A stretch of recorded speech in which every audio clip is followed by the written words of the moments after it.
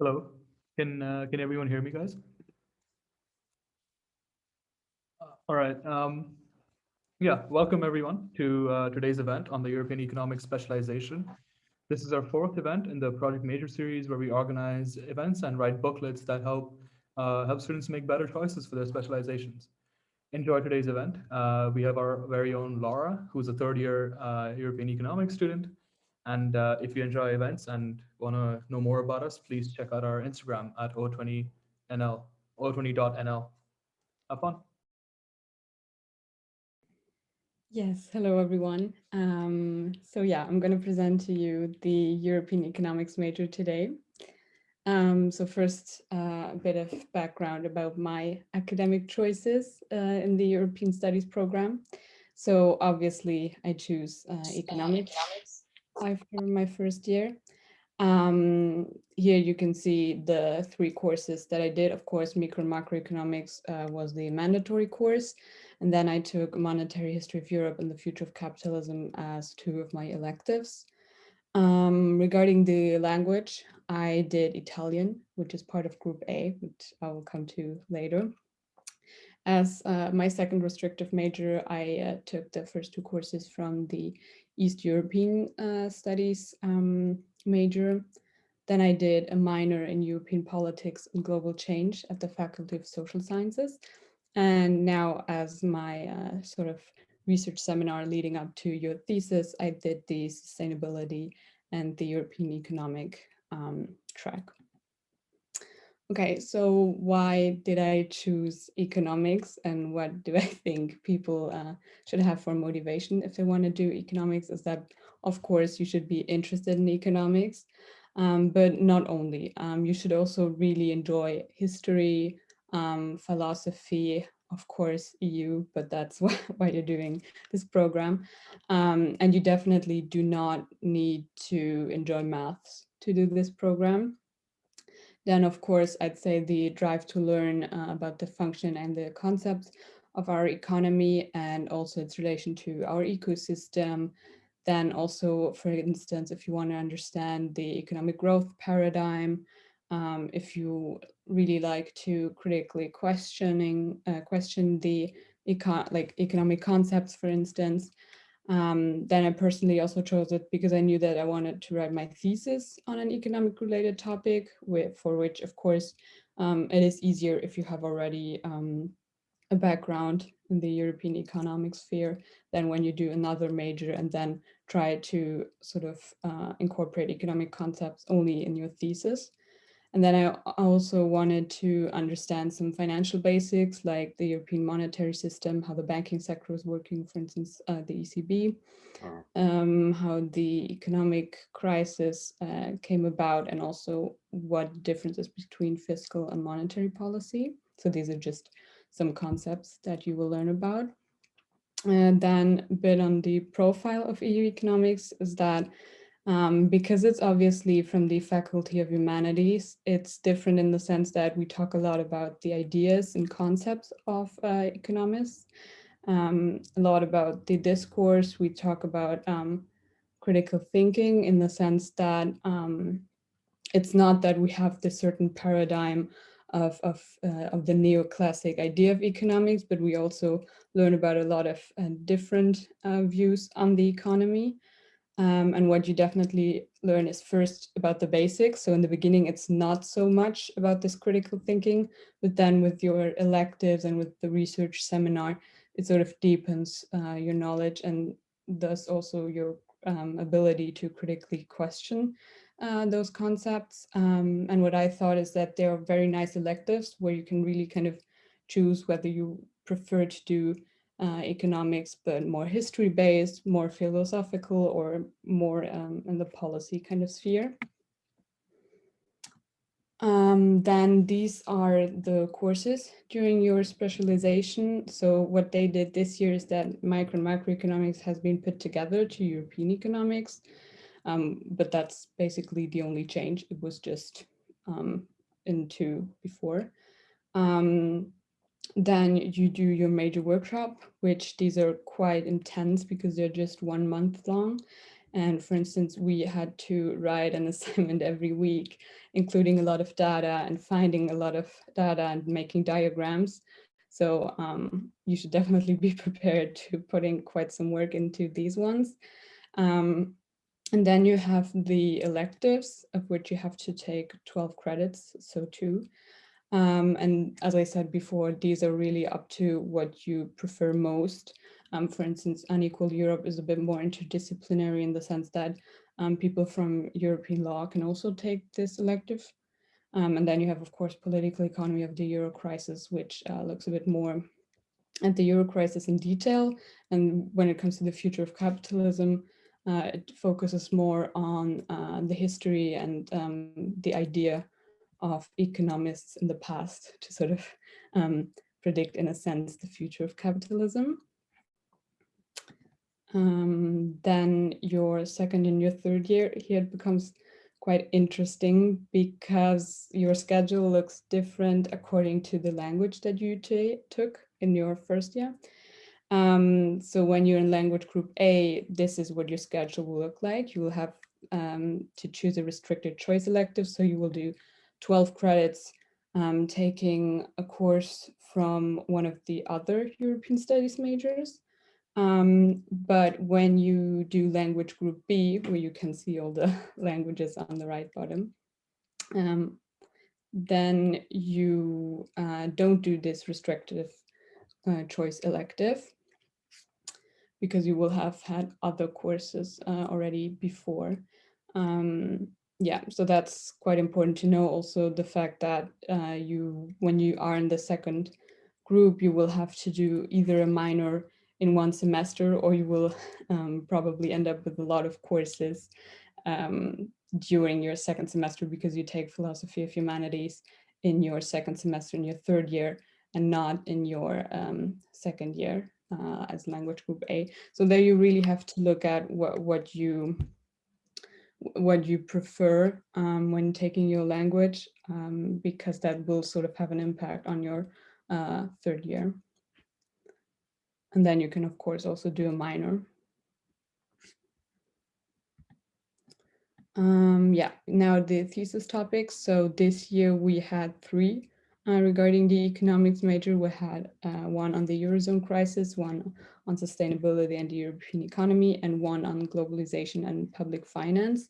So when it comes to those, these research seminars are sort of a guideline to your thesis. So your thesis will have to have something in common with them. And personally, as I'm in the sustainability and European economic one, I see a lot of people writing about competitiveness of the EU, on the carbon emission scheme, on investments, on EU trade policy, for instance, also questioning the concept of GDP.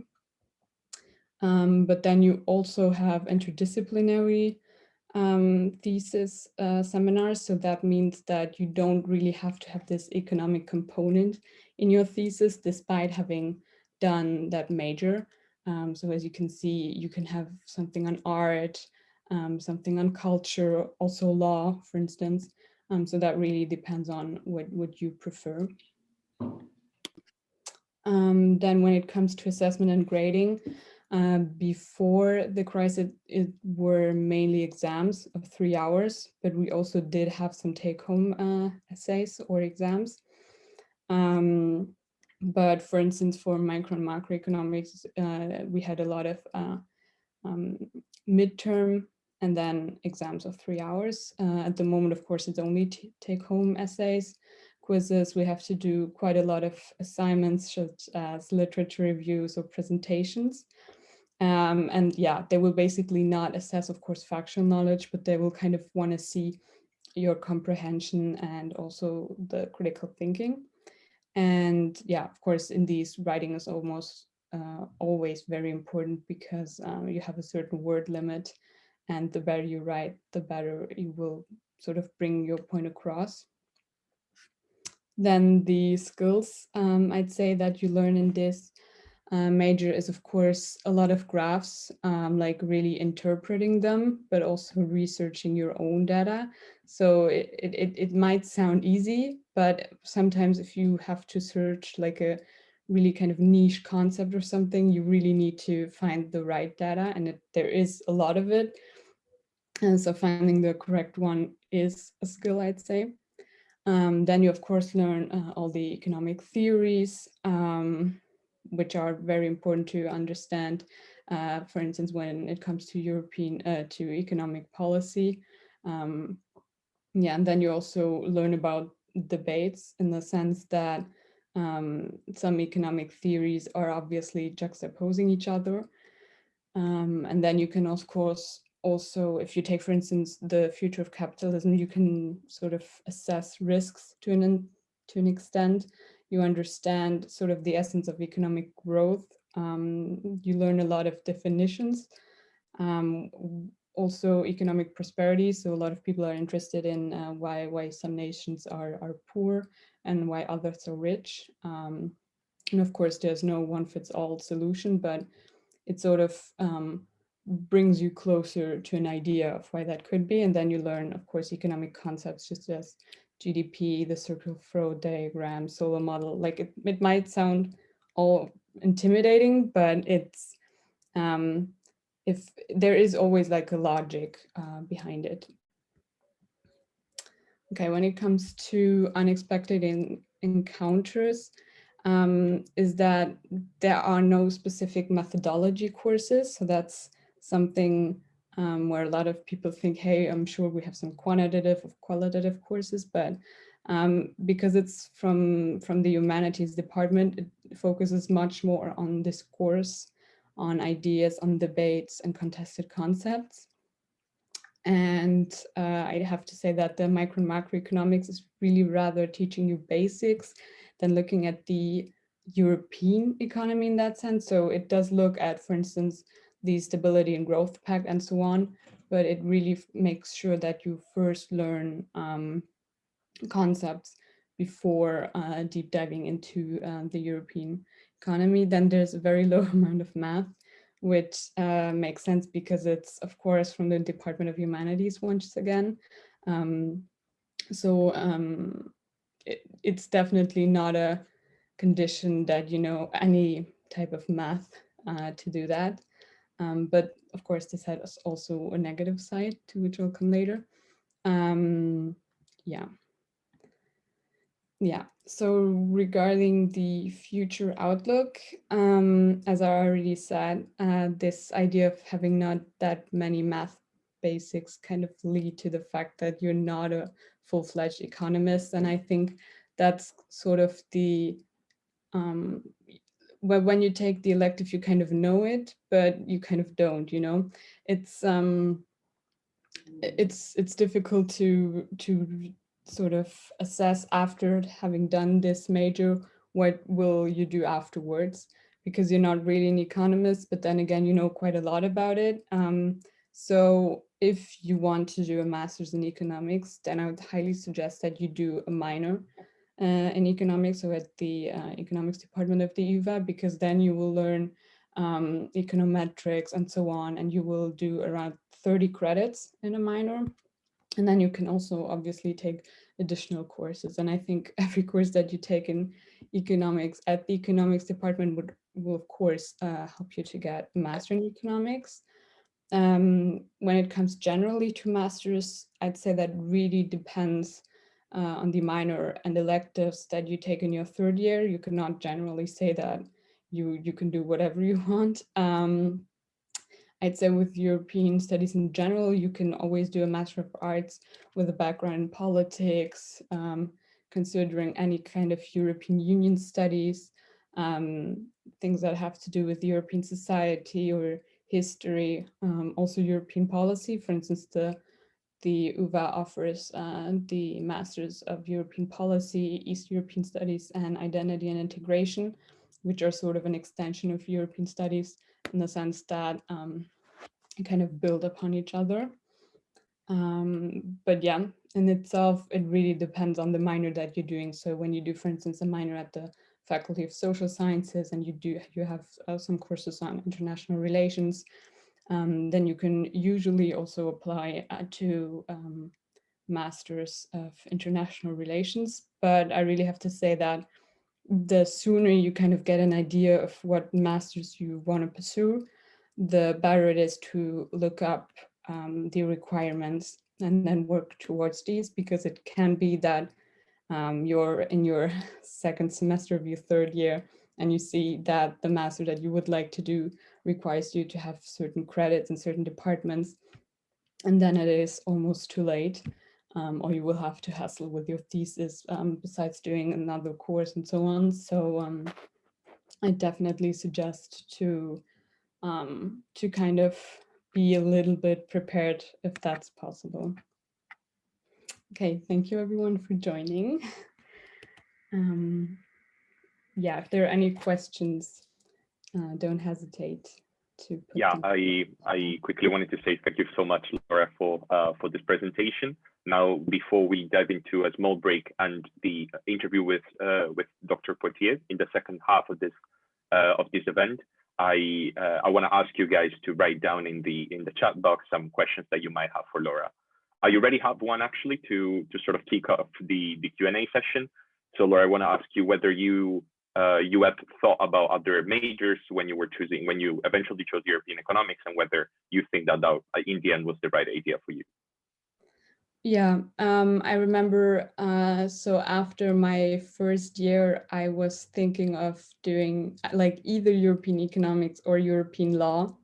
But then I had the legal and economic integration course, and I remembered that I didn't enjoy the law part as much as I would have thought. I remember that the exam was quite difficult for me, and particularly the law part was just not that enjoyable. It was, in a sense, to me, it was too dry, because it was very much always looking up certain paragraphs. So whereas in economics, you had a lot of different concepts, a lot of different ideas and so on. So in that sense, that's why I chose economics. Yeah. Thank you very much. We have another question from Dana. She asks, do you feel like the university and all your professors have helped you prepare for a career in the field of economics adequately? I mean, the fact that you will go into economics is not sure just because you took the major. I'd say the professors and the faculty prepares you in general very much to apply critical thinking, not so much for a specific career in general. And as I already said, you are not an economist with this sort of major, but I would say they definitely offer you advice, but if you kind of know that you want to pursue the career as an economist, then you kind of will have to take your own initiative and do a minor, because we were very much surprised on the fact that we could also choose minors in other faculties. It was not super clear to us, but that's sort of your own initiative to take. Yeah.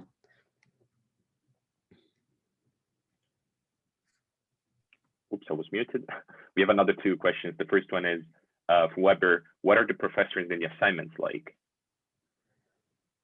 Well, the professors are actually very nice. I mean, most of them are economists, so that was always a bit, let's say, strange for me, because yeah, you ask yourself, okay, why are they teaching a course with like no amount of math basically? But it's because many of them are more so interested, I think, in all these contested concepts and economic debates. So I would say that they are definitely very supportive, but they also are strict in the sense that regarding specifically assignments, they can be quite a lot. And, you know, of course, they grade according to, let's say, in economics, you know, you have to an extent right and wrong, but then when it comes to let's say take home exams and stuff like that, it's more so that they see that you could comprehend all these concepts. Yeah. Thank you very much. Next, we have Mori, which asked, do you feel confident to enter the job market with this major? I mean, I'm not planning on entering the job market that soon. I think when you want to enter the job market after your bachelor's, I would say no, basically because we don't have any practical experience. Like if I'd say, okay, I'm going to do an internship after my bachelor's, then I would probably have a bit more practical knowledge. But yeah, not after your bachelor, after your master's, hopefully.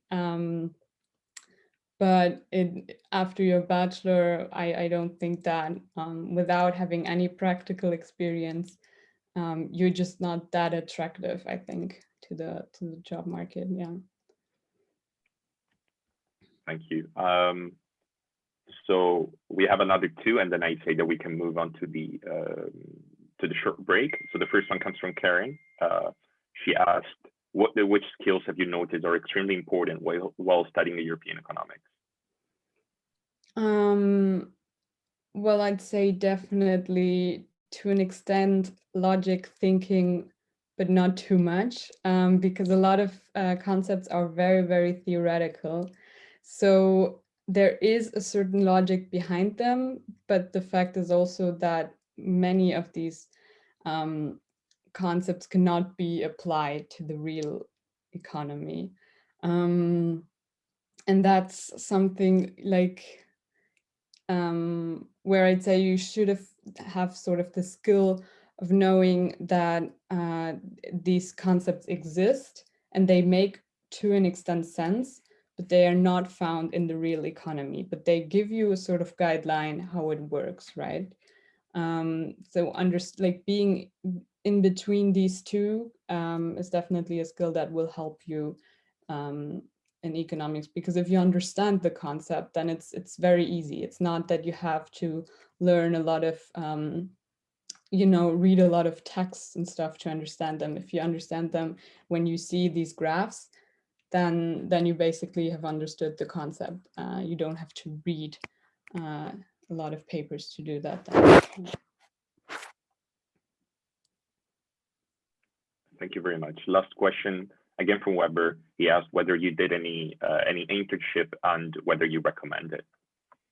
Yeah, so I didn't do an internship. I have to be honest, I thought it was quite difficult to include that because you have to search for an internship, obviously, while you're still studying. Like if you want to do it in your first semester of your third year, you still, you have to look for it before, so while you're studying, so you have to inform yourself and so on. I actually planned to, I wanted to, so that's also why I didn't took the initiative of applying to any sort of internships. I think it's definitely useful if people say, okay, I don't really see myself going somewhere right now, so I really want to get some practical experience. But you can also always do an internship after your bachelor's. I think that's also a very nice idea for people who say, okay, I don't want to jump immediately into a master's. Or you can also do one semester more, for instance, and use that semester for studying, because there are actually quite a lot of companies that require you to still be enrolled in university in order to do a certain internship. Yeah. Okay, perfect. Thank you very much. So the questions are done. We're going to take a 5 minutes break, and then we're going to be back with Dr. Poitier and the interview. So I'll see you in a bit.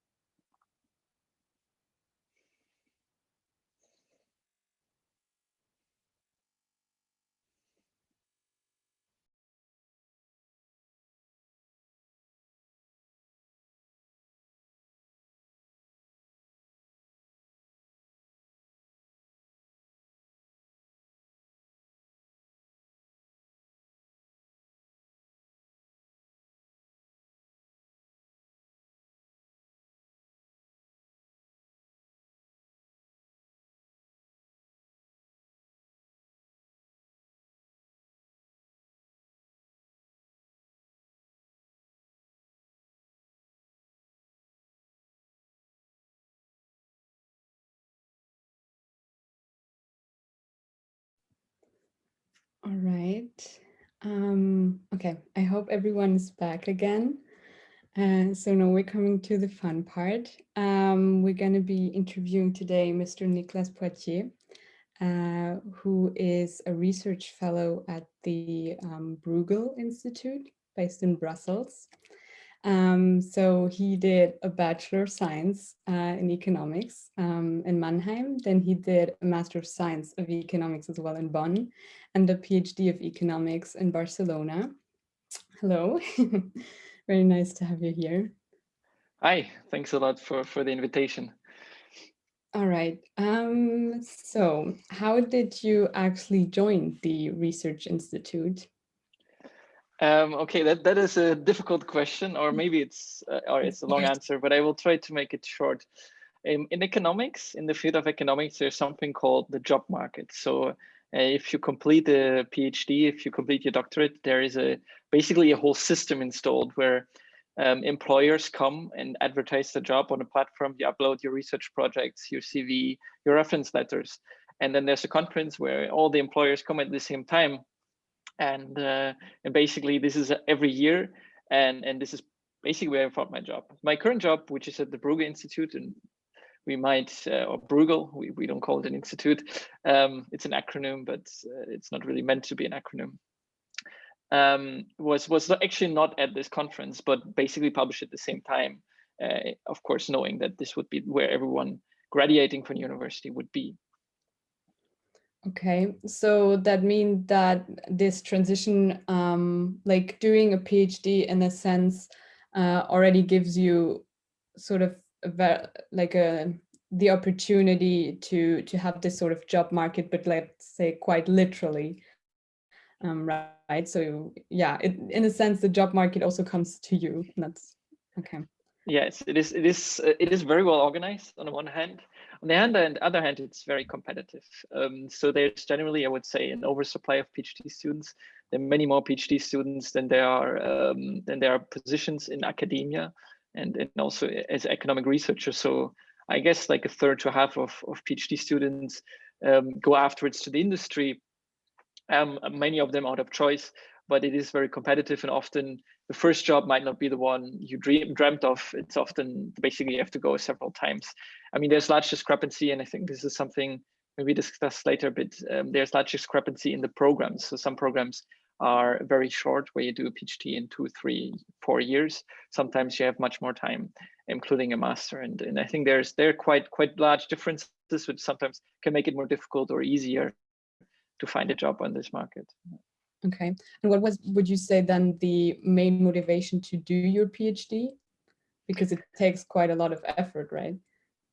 Yeah, so for me, it was very clear after I finished my master that was something that I kind of felt I just scratched the surface. So it was something I kind of quite enjoyed studying, learning.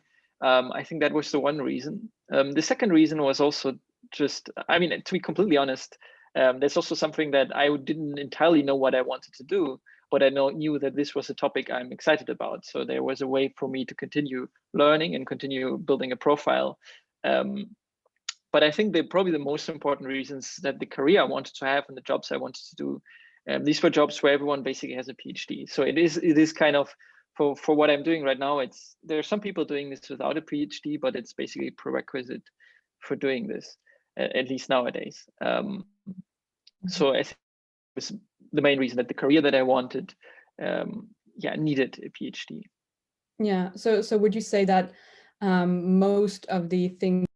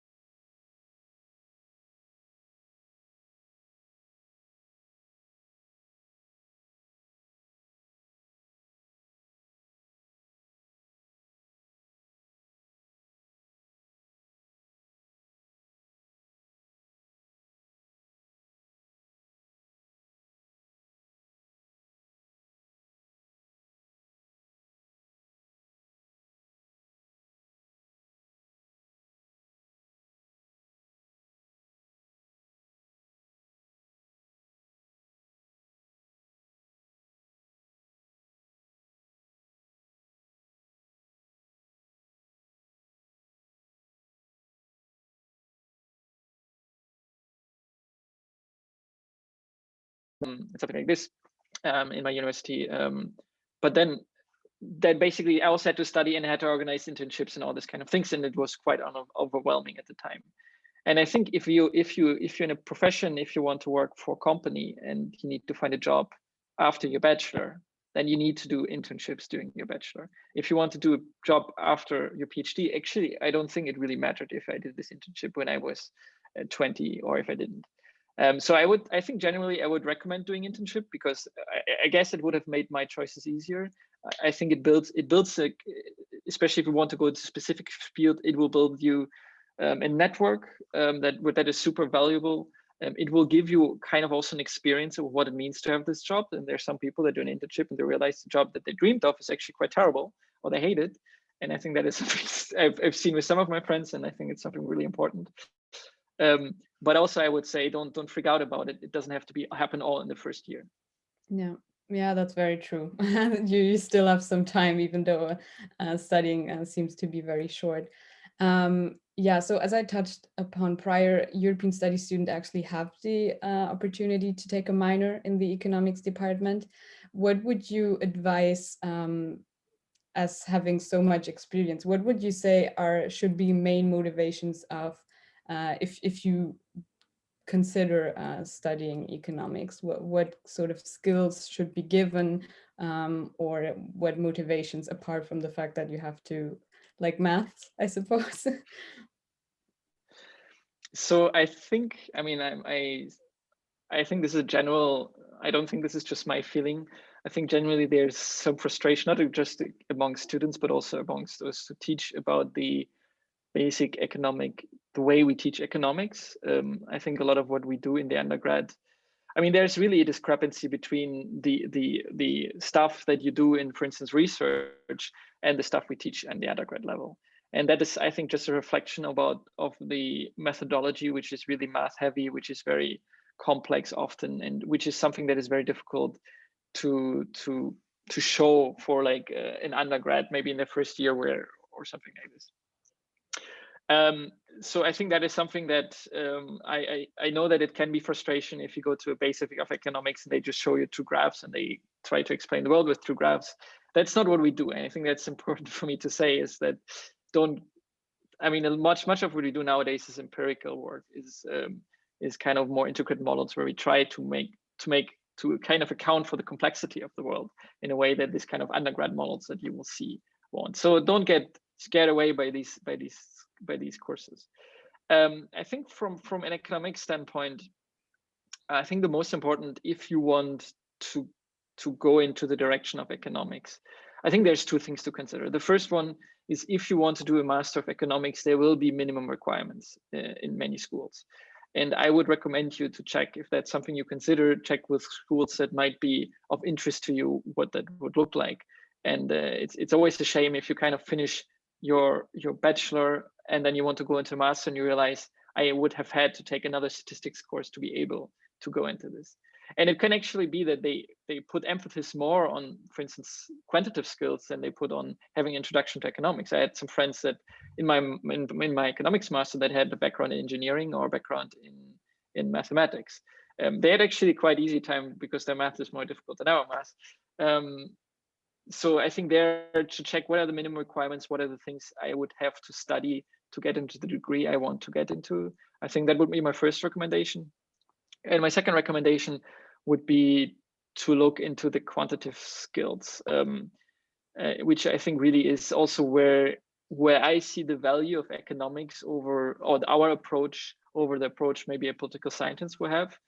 I don't mean this in any value statement, but just basically I think where we distinguish ourselves is really basically the statistical approaches that we take. And I think that is something that really helps helps restrict your thinking, helps to kind of discipline your thinking in a way that I find very useful. So I would recommend looking into these courses also if often they don't feel super relevant.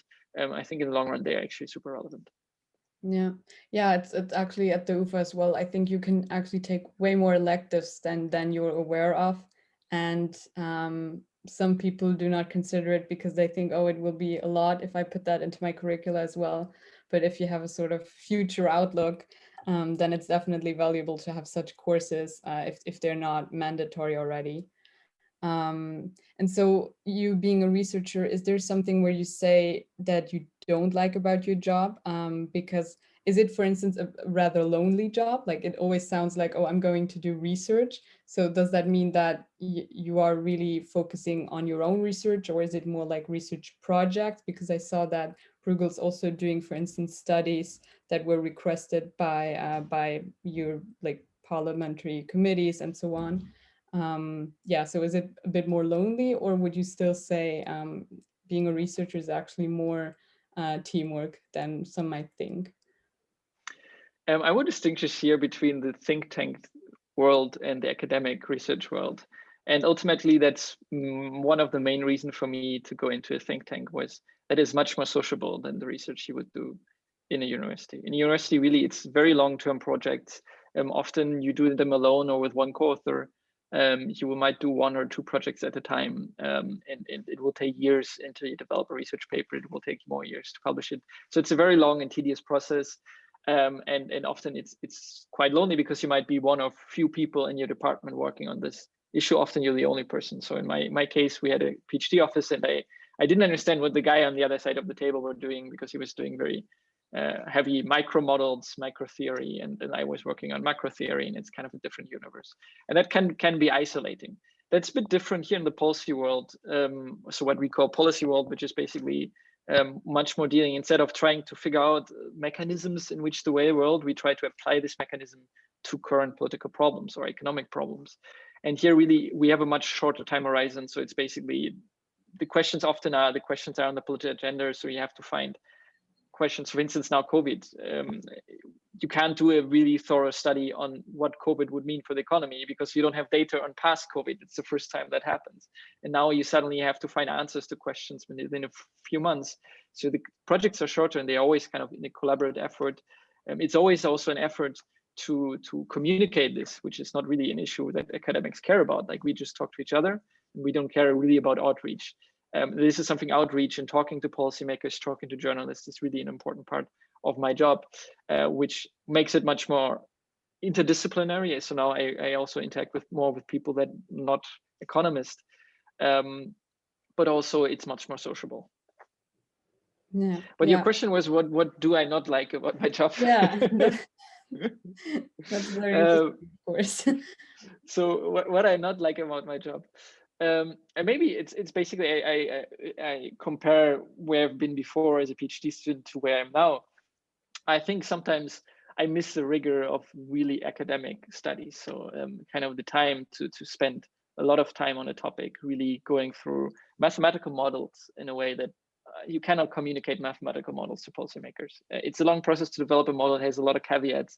That is something that, for instance, in our environment is not very useful. And that's something I quite enjoy doing, and which quite frankly, I miss. Yeah, considering actually these sort of studies, I saw that the last one that you published on the impact of COVID-19 has over 100 pages. How long did that actually take you to do this whole study?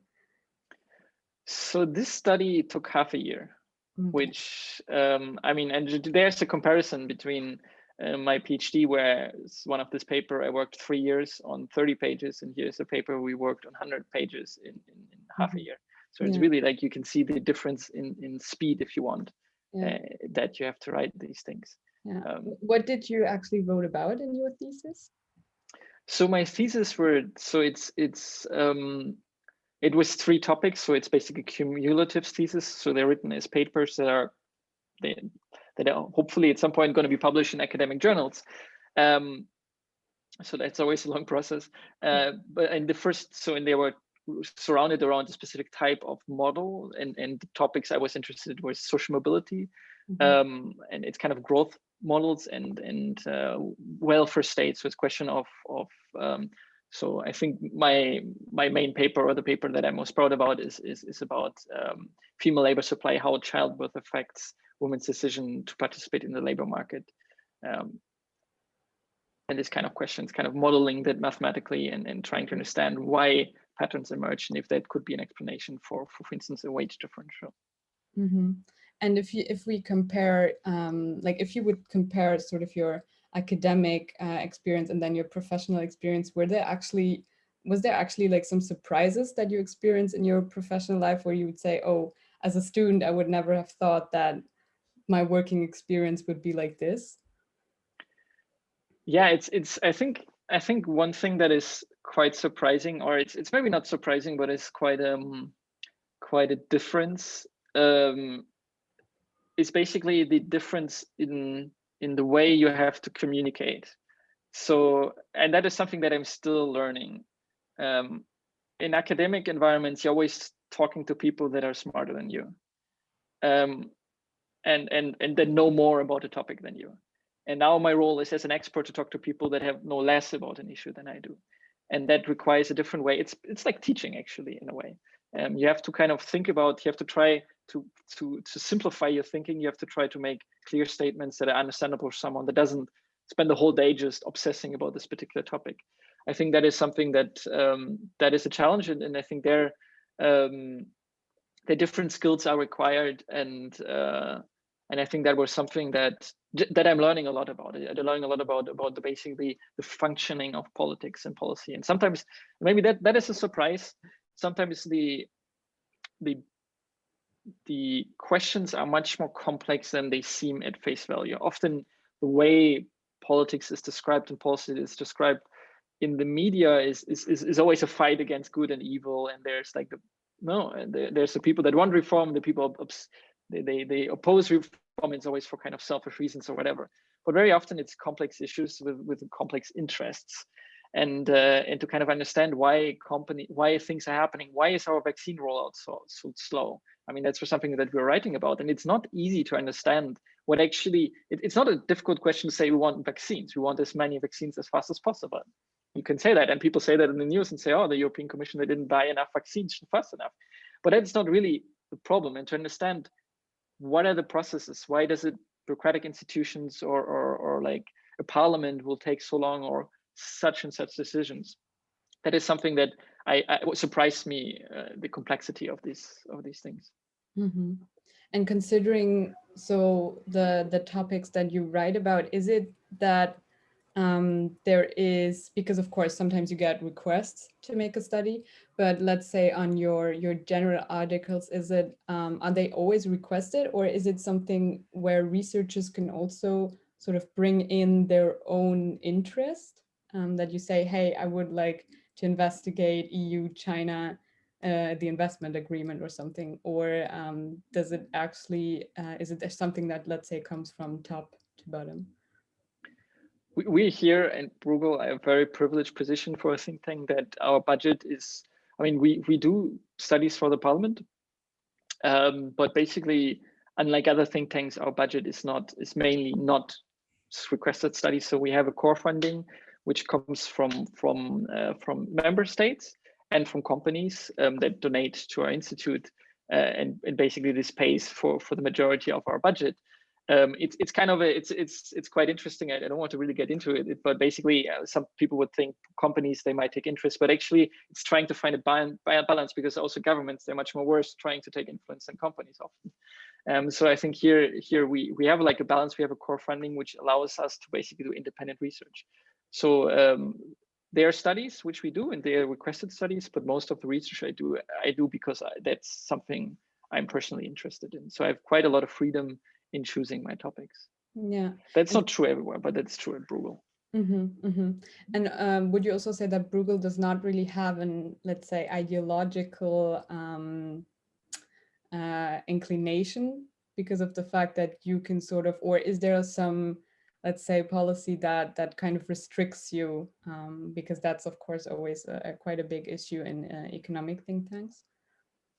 No, I wouldn't say that we have. I mean, I've never heard that there was kind of a restriction on what we would say.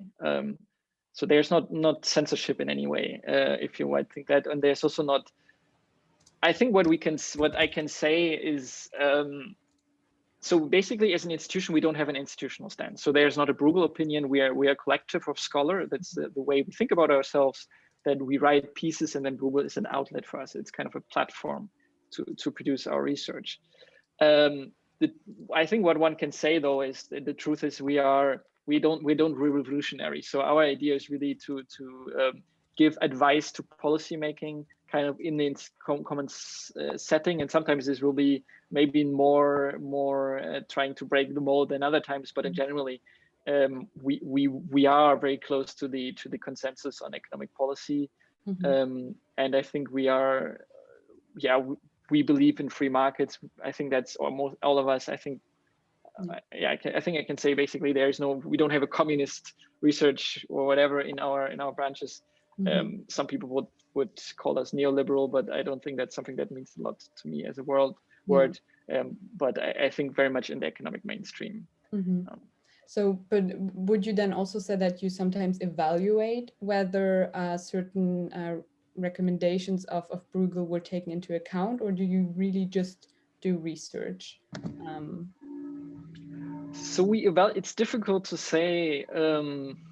I mean, they will never say this comes from there and this comes from there. So that's it's very difficult. We do measure in kind of our impact in indirect ways, which is how many people go to our events, who are the people going to our events, how many people read our outputs, how often are we cited in the media? No, I mean, if we publish a major study, we would want them to be kind of reflected in the media. And we see if that happens. We see, of course, we can say sometimes we push ideas and we see that they have been taken up. To kind of really measure impact is very difficult. The best that we have is kind of there are some kind of international institutes, universities or whatever that kind of do rankings of think tanks. We are the top in economic policy in Europe. We're the second international policy in the world. So that's kind of a ranking that we have. How objective that is, I don't know. Like I would tell you, yes, university of course, because we're doing well in this ranking, but these rankings, like university rankings, what does it mean? Yeah, exactly. Yeah. Okay. Maybe as a last question, if you would say regarding your future outlook, do you see yourself staying at Bruegel for a very long time, or would you say you're someone who prefers to go to different think tanks and see around, or what would you think from now? Of course, you never know how it is later on. Yeah. So for me, I think it's something. I mean, I don't want to say anything here too much because I honestly, it's something I don't know my future, where I want to go and what option I will have. But I think, I mean, I would go as far to say that as a young person, it makes sense to gain experience. And I would consider myself still young, you might disagree, but I think it still makes sense for me to get different experience. And I don't just mean different think tanks or research institutes, but also maybe going to institutions and see how they work. Actually, how does it operate from within, how the companies operate. I mean, if you look at some of my most successful colleagues, they have quite interesting careers where they went from one position to the next. And I think that is something that I see for myself. Is I think at the moment I really gain from the experience at Bruegel. Compared to the real experience I had in the university before. It opened a lot of a new world for me. And I think the same will be true in 4 years or so, when this question, if I want to stay or not for longer, will ask itself.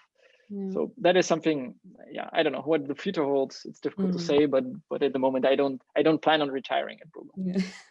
Did you actually see friends who have studied economics and ending up completely somewhere else, or is it, let's say, rather unusual? Completely somewhere else. It depends a bit on how you define completely somewhere else. But it is not. I mean, many people go to the private sector. Some of them, consulting, financial sector is something that is quite is a career that is open to us. Some of them are working in consulting, which is very close to economics. Some of them just do something completely different, which is at some point becomes very unrelated to what they studied. I don't have a crazy story of someone that opened a bar or something like this. Not yet. I mean, if you're already doing economics, then it of course makes sense, because it is quite an intensive study, of course. Okay, so if anyone has questions, you can put them in the chat. Okay, we have one.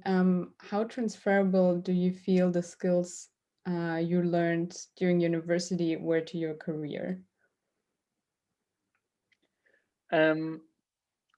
So there are different types. So I think there is a narrow skill and there's kind of the broader question of a skill. And I think narrowly, at least now in my position, even though I'm doing research, a lot of the skills that I had in a narrow sense kind of not feel super useful. So the ability to do mathematic proofs in the way I learned it, it's not very useful to me because no one cares, and you can't convince the European Parliament with a mathematical proof.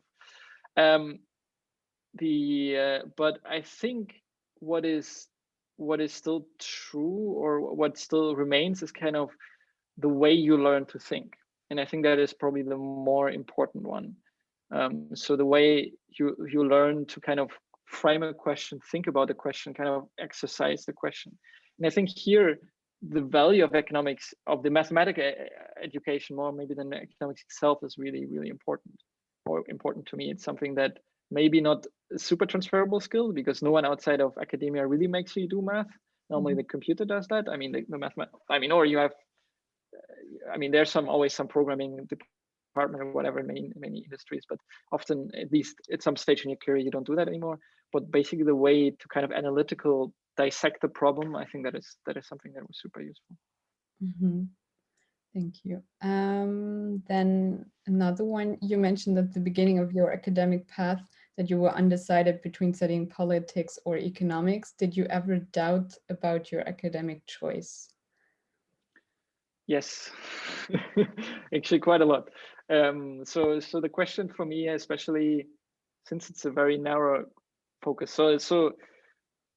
So again, I have a strong taste for questions in history and politics and so on. And if you do economics, especially if you do a master and undergrads, it's very, very school-like. Like you're just giving exercise sheets and problem sets and kind of, I don't know what. And it doesn't really feel that your creativity or your basically your qualitative knowledge about maybe the history of economics is really valued. And that was something that I found very frustrating at a lot of times. I think in retrospect, it worked out for me. So I'm now in a position where actually this matters quite a lot. And I feel like I'm a good intersection between the economic world, like the academic economics world, and the experience I gained there, and basically what I did outside of my studies, my interest in politics and political matters, would kind of intersect where I am now. So I think in retrospect, that I had to do this in my private time was sometimes a bit painful, because it just was something on top of what I was doing. But I think it paid off. But that was not very clear to me during my studies. And it's also not just doing the master, also in academia, you realize that the subjects you work on are very, very narrow. So that's also sometimes maybe frustrating. You ask yourself, actually, is it worth it? Is it worth all the time investment that you do into your education? Yeah, that's actually very insightful, because I think in European economics, in the sense that we study it, it leaves you much more freedom to incorporate history, right? So a lot of philosophical debates and so on. So that's very interesting that we're not economists, but maybe just because we have this kind of broad range, including more history than math. Okay, another one from Caroline. Do you think research is a rite of passage for every aspiring economist? In a way, yes. I think it is. I mean, there are careers within institutions. I think there's a possibility to do that. So if you, for instance, if you want to work for the European Commission, you can start work as a European Commissioner in the European Commission I think with a background in political science, and then basically if you work for a commission department that is econometrics through your career, you kind of gain, you might kind of grow into a role as an economist. I think to be recognized by economists as an economist, often, at least as if you're if you're in the beginning of your career, you kind of, in German we call it the smell of the stable. So basically, if the horses are in the same stable, they smell and they like each other. And basically, having done research is a way to show, to kind of for them to have the same framework it's a way of thinking. It's kind of, you have the same references, you learn the references, and this is a signal, I think. So yes, I think in some regard it is. Okay, thank you. Then the last one, which is one that I really enjoy always. What does a day in your position typically look like? Oh, a day. So like there's maybe not a typical day, but what I would say, maybe there's 3-4 things that, I mean, we all do a lot of Zoom meetings these days. I mean, there's a lot of project coordination. It is going on panels. So to talk about economic issues. So in the morning I had a panel on the international role of the euro, and then basically you go on a panel and give some kind of public comment on that. You discuss that. That is something I do regularly. I think most of the day I spend reading, and I think that is something that is probably the most important thing I do. The writing part, which is the most painful part for me, it's probably not something I spend a lot of time on, probably not enough. But basically, really understanding the discussion really requires a lot of reading. And that is the thing also, like in our institute, we have research assistants that can help you with the data work, but they cannot help you with the reading. So I think there is, that's probably the most important one. And then, yes, I think the last thing that I do during my day, maybe not every day, but is interaction with journalists, often with other economists, kind of discussing these issues. Yeah, very interesting to see that it's still so interactive. I think that's something that more people should kind of know about this job. Okay, then we have another one. How much did I guess your typical day change because of COVID-19? Oh, that's a good one. It changed a lot. So basically, my job is a job that you can do 100% from home. So very early on, we had telework, which is especially here in Brussels. So I started my current job in 2019, like half a year before the crisis, and I arrived to Brussels. And Brussels is a very vibrant place. There's a lot of happening. There's a lot of events, a lot of networking going on.